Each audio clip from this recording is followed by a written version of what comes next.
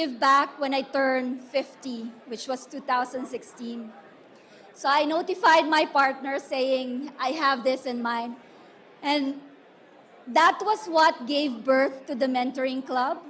I discerned and it led me to the conclusion because of two factors in my life. The first one is that internally, I have always enjoyed developing people.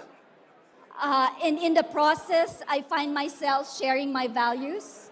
And the second trigger was external. I do business development, and as I network around in open fora, I would hear young professionals asking questions like, how do I find a mentor? Is my manager my mentor? How do I even ask somebody to become my mentor? So those were the triggers that I eventually end up setting up the Mentoring Club in February of 2016. I beat my deadline by 9 months. I turned 50 November the same year. So that's the story of the Mentoring Club. This is my give back.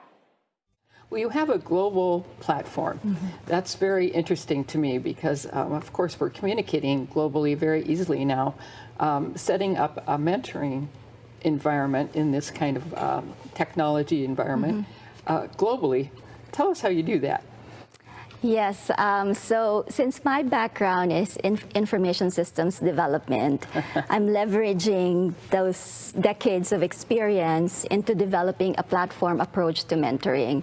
My goal and my vision is that anyone, anywhere in the world who is looking for guidance from mentors can go into the Mentoring Club platform and they can be matched with mentors who can help them develop the skills that they need to achieve their career and life goals.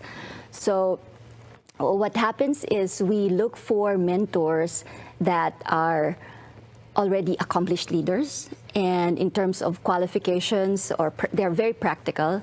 I'm looking for somebody with the same heart that I have in terms of giving back, but at the same time, I'm looking for mentors that have high self-esteem and they're happy and successful, because those are key attributes that mentees would sense. Sure. It contributes to the believability factor of the mentor. They have to be in a good place for the mentees to be comfortable with them. And then for the mentees, again, it's global platform. The way that we pre-qualify serious mentees is that we ask them to subscribe, and this is following the principle of skin in the game. If it's free, people take it for granted, but if they're invested in themselves, then they would be more serious, and the interactions between the mentors and mentees would be better. So from a subscription basis, I know some viewers may be interested how much, right? So it's actually $39 or less a month. And the mentees can actually access the mentors to develop various skills that they need to reach their goals.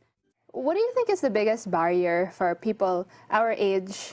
What stops them from seeking out mentors? A lot of it is self-discipline. Okay.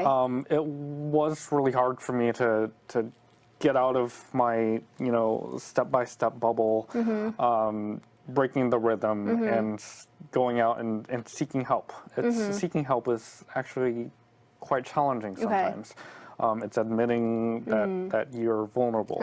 And so that was really hard.